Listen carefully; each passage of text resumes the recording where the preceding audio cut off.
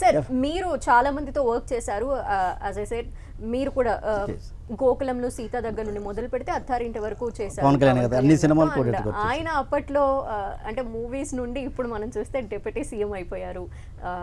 ఎప్పుడైనా అనుకున్నారా అసలు ఆయనతో వర్క్ చేస్తున్న టైంలో? మేము అనుకున్నామండి, మాకు 9లోనే తెలుసు కదా పార్టీ పెట్టినప్పుడే ప్రజారాజ్యం. అంటే ఇలా కాదు, ఇంకా ముందు నుండి వర్క్ చేశారు కాబట్టి ఆయన చూస్తూ ఎప్పుడైనా చూస్తూ పెరిగినప్పుడు ఏంటంటే ఆయన జనం మనిషి అండి ఫ్రమ్ ది బిగినింగ్ నుంచి.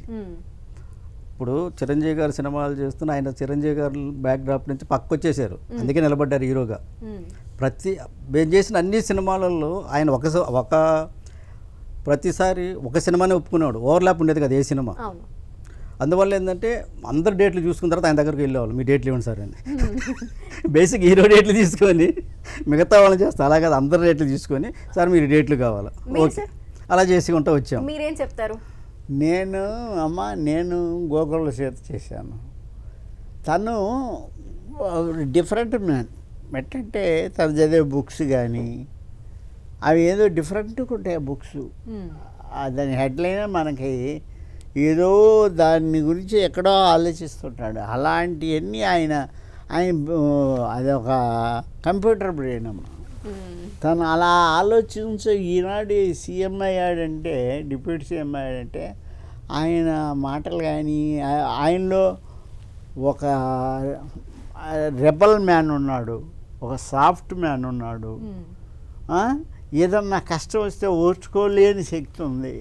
ఎవరైనా అడుగుతుంటుంటే పోయి ఏమ్మా నీకేమైంది, నాకు ఎవరు లేరయ్యా, అయ్యో అని చెప్పి అంత డబ్బులు తీసి ఆయన చేతిలో ఇస్తాడు. ఈ లక్ష్యాలన్నీ ఎంతమందికి ఉంటాయి? ఉండవు.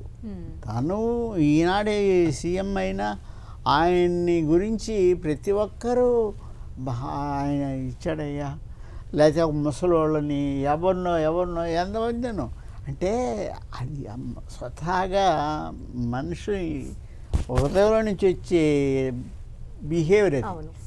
అదే మంచి హ్యూమానిటీ టెంపరీగా ఎవరి కోసం షూటింగ్లు చేస్తున్నా సరే అంత అబ్జర్వ్ చేస్తుంటారు ఆయన.